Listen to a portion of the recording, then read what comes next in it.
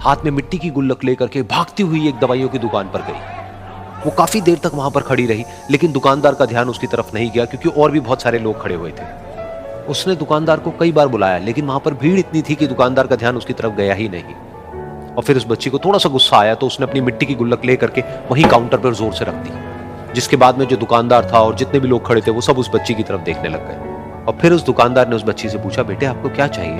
तो वो बड़े ही भोलेपन से बोली कि मुझे एक चमत्कार चाहिए।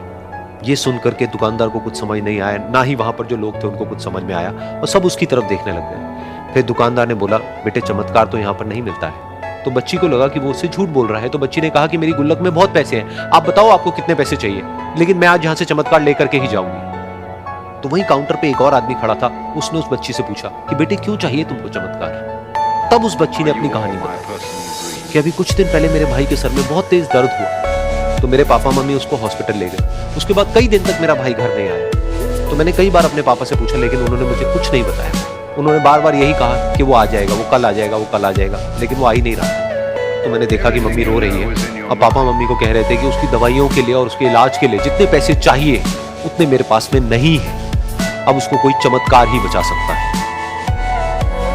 तब मुझे लगा कि अगर मेरे पापा के पास में इतने पैसे नहीं भी हैं तो क्या हुआ, मेरे पास में तो है। तो मैंने जितने भी पैसे जोड़ रखे हैं वो सारे लेकर के मैं इस दवाई की दुकान पर आया। फिर उस आदमी ने उस बच्ची से पूछा, कितने पैसे हैं तुम्हारे पास में?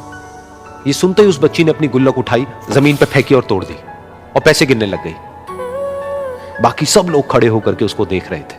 थोड़ी देर बाद उसने सारे पैसे अपने हाथ में इकट्ठे किए और बोली, मेरे पास में पूरे 19 रुपए हैं। वो जो आदमी वहां पर खड़ा था वो थोड़ा सा मुस्कुराया और बोला कि अरे तुम्हारे पास में तो पूरे पैसे हैं, इतने का ही तो आता है चमत्कार। ये सुनकर के वो बच्ची बहुत खुश हो गई और बोली कि चलो मैं आपको अपने पापा से मिलवाती हूँ। बाद में पता लगा कि वो आदमी कोई आम आदमी नहीं था, बल्कि एक बहुत बड़ा न्यूरोसर्जन था, और उसने सिर्फ 19 रुपए में उसके भाई की सर्जरी करी, और कुछ ही दिन बाद वो ठीक होकर के घर वापस आ गई। फिर कुछ दिन बाद वो बच्ची, उसका भाई, उसके पापा, उसकी मम्मी चारों एक साथ बैठे हुए थे और बात कर रहे थे। तो उसकी मम्मी ने उसके पापा से पूछा कि अब तो बता दो ये चमत्कार आपने किया कैसे? तो उन्होंने अपनी बेटी की तरफ देखा और बोले, ये चमत्कार मैंने नहीं, इसने किया।